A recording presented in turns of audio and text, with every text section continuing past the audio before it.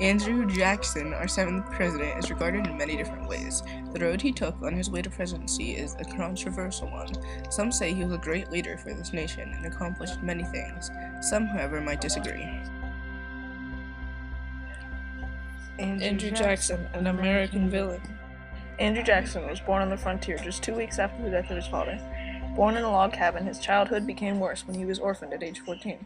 Uneducated, he was poor for his earliest years, and his rise from this status to power was widely frowned upon. I never thought I would live to see a day where I, John Quincy Adams, of the famous Adams bloodline, would lose my presidency to an uneducated, non-elite orphan boy from South Carolina.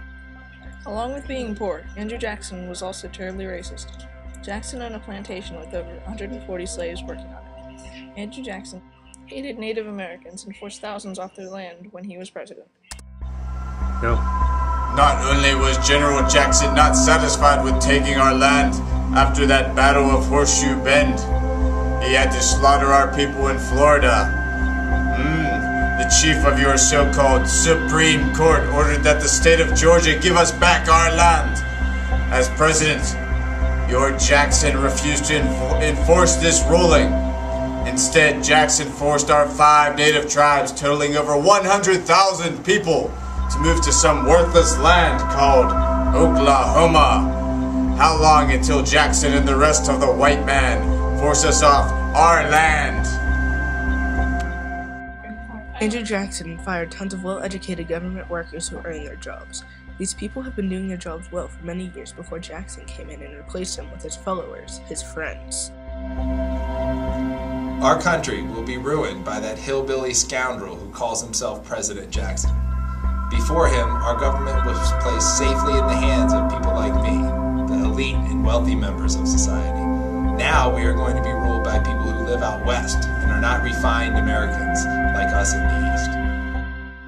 Now does this man look like he should be in our national government? Such a great guy. He got to have a spot in the government.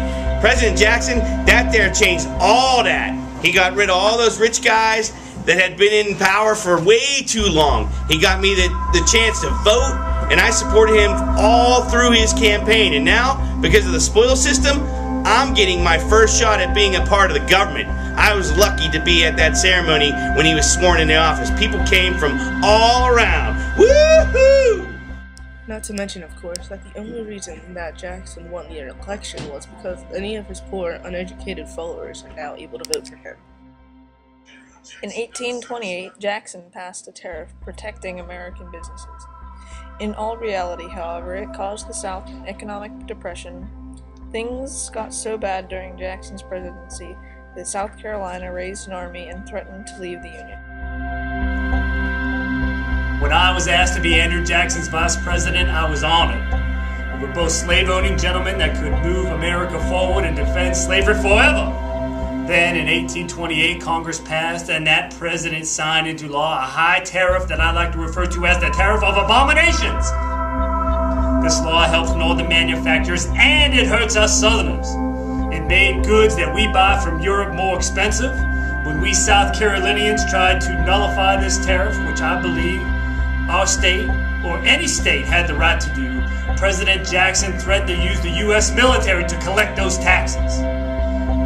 Not wanting to start a civil war, I backed away from this nullification. However, I could no longer work with this bully from Tennessee.